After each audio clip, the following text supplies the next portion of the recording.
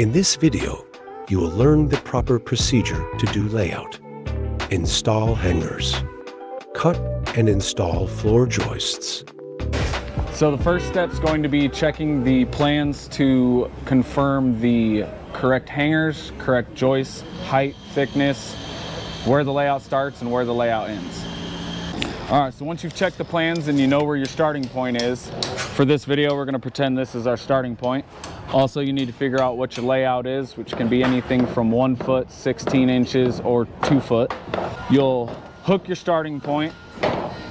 For this, we're gonna use 16 on center, and I know that my joists are 1 3/4 inches. So 16's the center.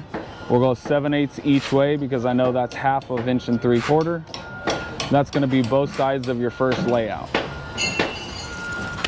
Now, once you've made your first marks, go ahead and square those across. This will help later for installing the joists. All right, so now that I've got my first layout established, it's way easier if you either add a nail on one side or the other, or what I like to do is with the chisel, I make a notch on one side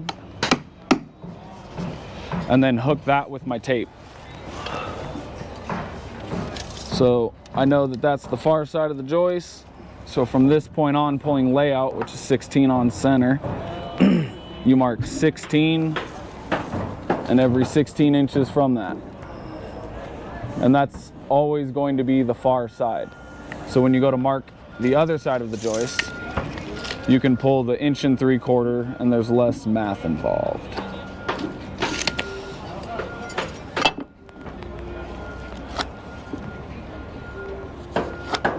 Make sure to mark on both sides for the joist going down.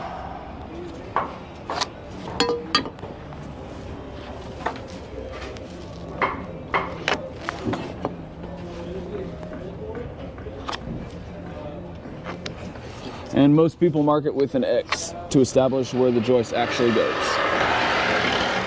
So now, if I pull my tape out, I know I've got 2 joists that are 16 on center. You can double check it with that first center mark.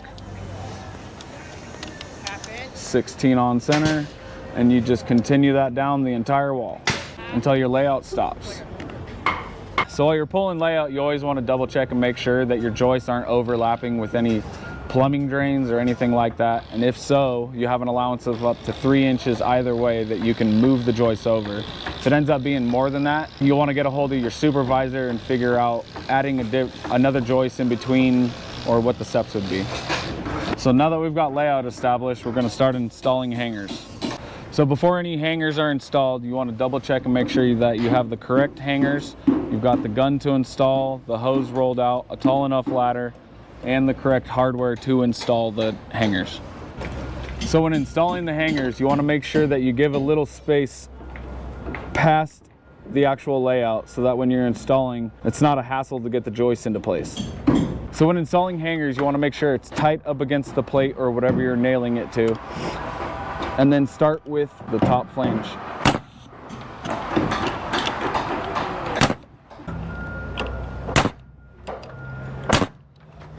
So after you get the top on, you want to make sure to hit the nails and the hanger down to where it needs to be.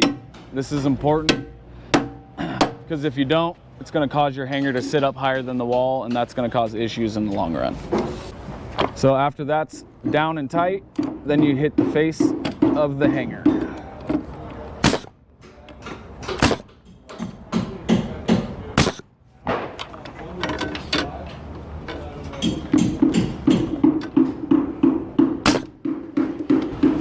So it's important when you're using nail guns, specifically these Tico guns, that you always want to make sure you got some eye protection on. These things are notorious for popping the little, we call them popcorns, but the little plastic pieces will just about every time nail you in the eye. So this style of hanger is a face mount hanger. They're a little different than the top flange. The top flange just hooked the top plate, which put the joists in the right spot with the top of the wall. These ones you have to be a little more particular about because you set where the hanger goes. In order to help with that, cut off a little small piece of the joist that you're using, slide that in there. It's So now we've got our piece in there, which will establish where the hanger goes. You want to match the top of the joist to the top of wall so that your sheeting goes across nice and flush. Don't forget to put a little bit of gap in between. It's kind of tricky to hold sometimes. Everybody's got a different way. What I like to do is hold it as close to where I want it as I can. Pop one nail in to hold that side. Double check you got it spaced. Pop another nail in on that side. Now you can remove the block and it makes it way easier to nail the rest of it off. All right, now that your block's out, you want to double check and make sure your hanger's following your layout line and continue nailing off.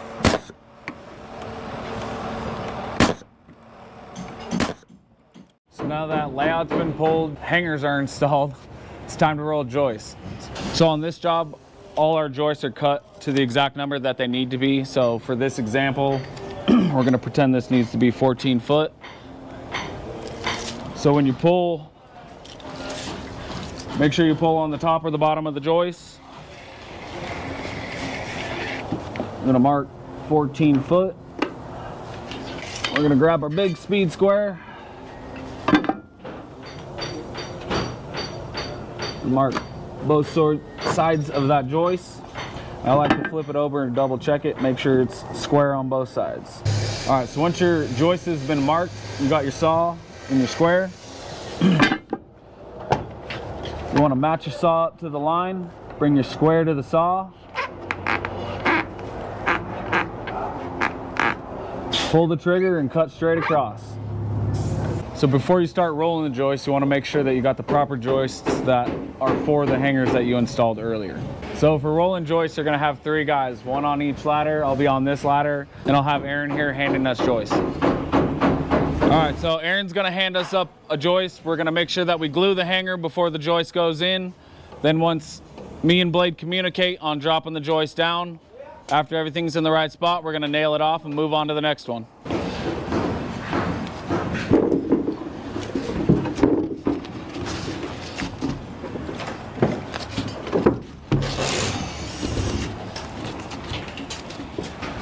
Now when you're installing the joist, you want to make sure they go down at the same time so that it goes in nice and smooth. And you want to make sure your joist is down tight before you nail it in, and that your hanger is flat up against the wall, otherwise it'll cause issues when you're sheeting the deck. Make sure that the hanger's tied up against the wall so that the joist is down all the way. Nail off both sides. And